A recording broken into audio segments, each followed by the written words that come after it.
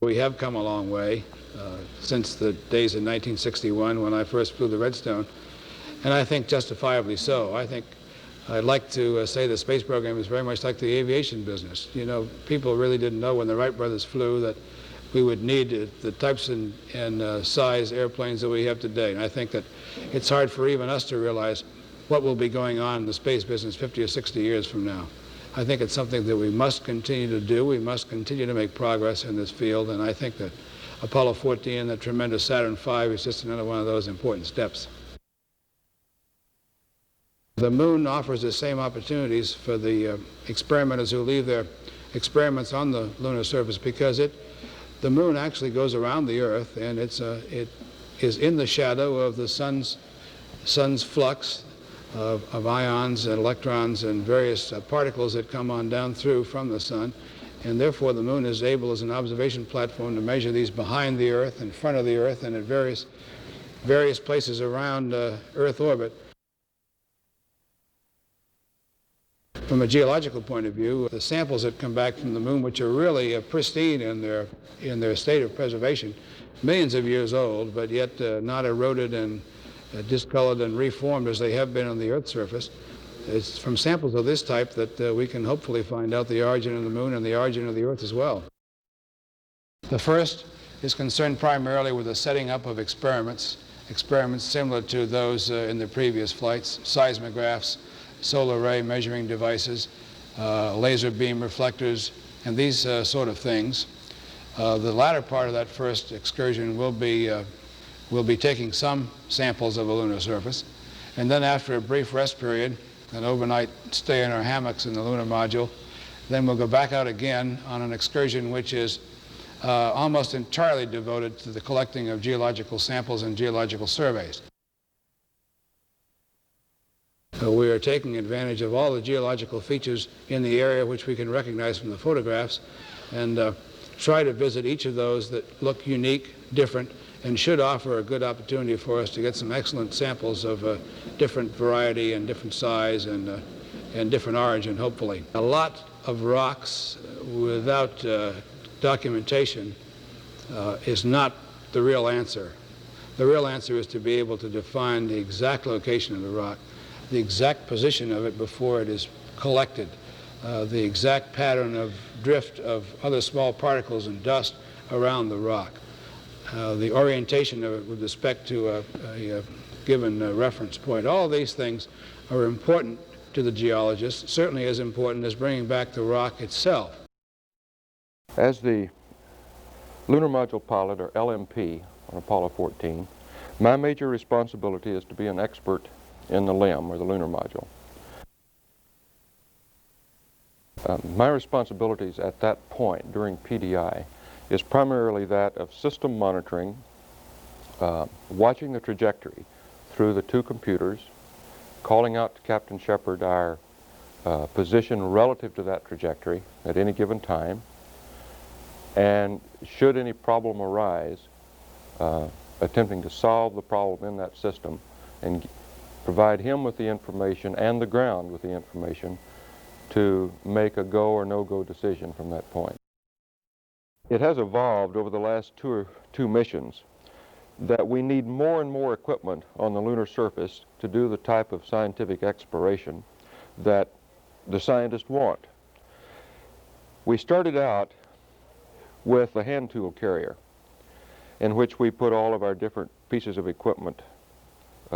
We stowed all of our equipment. Well, it was quite obvious very soon that we couldn't carry enough equipment that way. Also, we had our hands tied up while we were carrying that piece of equipment. And so for Apollo 14, the Modular Equipment Transporter, nicknamed the MET, an acronym, was invented, and we have put the hand tool carrier on the MET, and in addition we have added many other pieces of equipment which we can now carry. We had many questions not only about the wheels but about the entire concept of the MET. Some of the interesting problems that we're not sure that are solved but at least were addressed was what is the optimum shape of the wheel to keep it from sinking into the lunar surface? In other words, what's the footpad that you really want on it? How much dirt is it going to throw up in the 1/6 gravity? We had a large number of studies before we put the fenders on it, just to keep the dirt from coming back up onto the equipment. There was a lot of question, did we want rubber tires or metal tires or some other type of tire or wheel?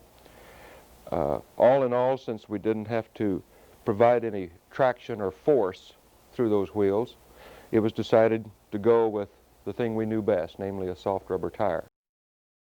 I hope that as we make more and more lunar explorations, and I hope we're not near the end as the current program indicates, one would expect that science would play an ever-increasing part in lunar exploration. May I suggest that at this point, after only 2 missions, we have raised more questions by far than we have answered. As a matter of fact, the first 2 missions have only taught us what questions to ask and have not answered any questions really at all. In order to answer these questions, if we decide it's important enough to answer, and I personally think that they are, we need to go back many times. Right now we have made 2 landings, as you know. We have 4 more to go.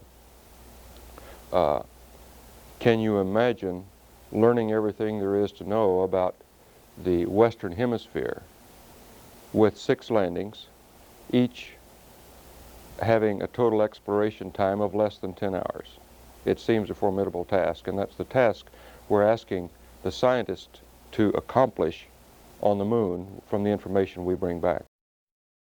It's a rather large camera with 18-inch lens on it, and it fits in the hatch on the command module. This will give us the best pictures that we have gotten so far in the Apollo program. This camera will give us a resolution of something like 2 or 3 feet, and this is just for approximation about 10 times better resolution than we've gotten on any Apollo photography so far. The #1 target is an area in the Descartes Highlands. It's a proposed landing site for one of the later missions. It's by an old crater, Descartes, and it is up in the highland area that the scientists are most anxious to get a landing in. We'll be taking several strips of this Descartes area to get stereo and all of the other technical data that you need to get off the film. I will be able to see the limb through the optics on board the command module. I will be running the Hicon camera, and hopefully we'll be able to see the limb, or if not the limb, the dust cloud kicked up by the limb during the actual landing.